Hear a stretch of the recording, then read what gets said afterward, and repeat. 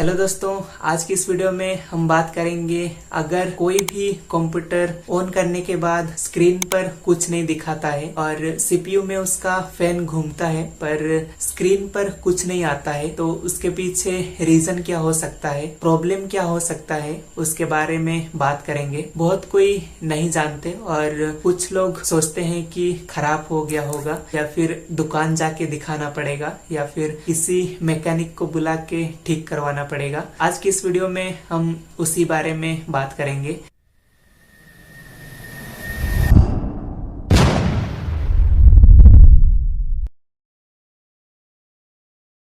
अभी रिसेंट में मैंने दो कंप्यूटर देखा है जिसमें एक कंप्यूटर का मॉनिटर काम नहीं कर रहा था और एक ठो कंप्यूटर था जिसमें कीबोर्ड काम नहीं कर रहा था, यानी कीबोर्ड में करंट नहीं आ रहा था और कनेक्ट नहीं हो रहा था कीबोर्ड।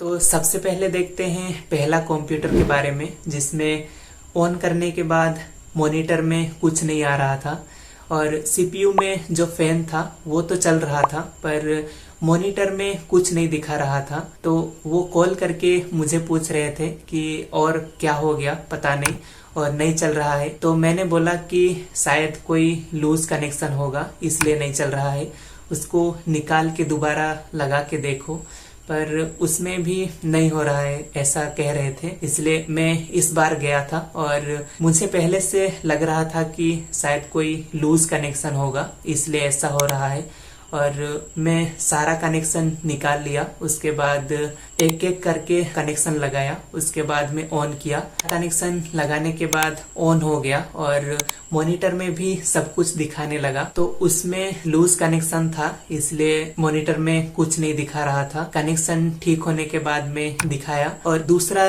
रीजन ये हो सकता है कि उसमें मॉनिटर चेंज किया गया था, यानी पुराना मॉनिटर निकाल के नया मॉनिटर लगाया गया था। और मॉनिटर में भी पावर बटन होता है जिसमें स्विच ऑन करने के बाद में भी मॉनिटर का पावर बटन प्रेस करना पड़ता है कंप्यूटर ऑन करने के टाइम में, और उसको प्रेस ही नहीं किए थे, शायद इसलिए ऑन नहीं हो रहा था, ऐसा हो सकता है। अब बात करते हैं दूसरा कंप्यूटर के बारे में जिसमें कीबोर्ड ऑन नहीं हो रहा था, यानी कि कीबोर्ड मदरबोर्ड से कनेक्ट नहीं हो पा रहा था। और इस कंप्यूटर में भी पहले जैसा प्रॉब्लम था कि कंप्यूटर ऑन करने के बाद कभी कभी मॉनिटर चलता और कभी कभी नहीं चलता, लेकिन कंप्यूटर का सीपीयू का फैन जरूर चलता। और वैसा ही एक प्रॉब्लम था, इसमें भी लूज कनेक्शन के चलते ऐसा हो रहा था। और इस कंप्यूटर को ज्यादातर चलाते नहीं थे इसलिए जो इसका कनेक्शन है जिसमें पोर्ट लगता है, प्लग लगता है, उसमें जंक लग गया था, इसलिए कीबोर्ड ऑन नहीं हो रहा था। और जैसे ही हमने दूसरा जो प्लग होता है यूएसबी का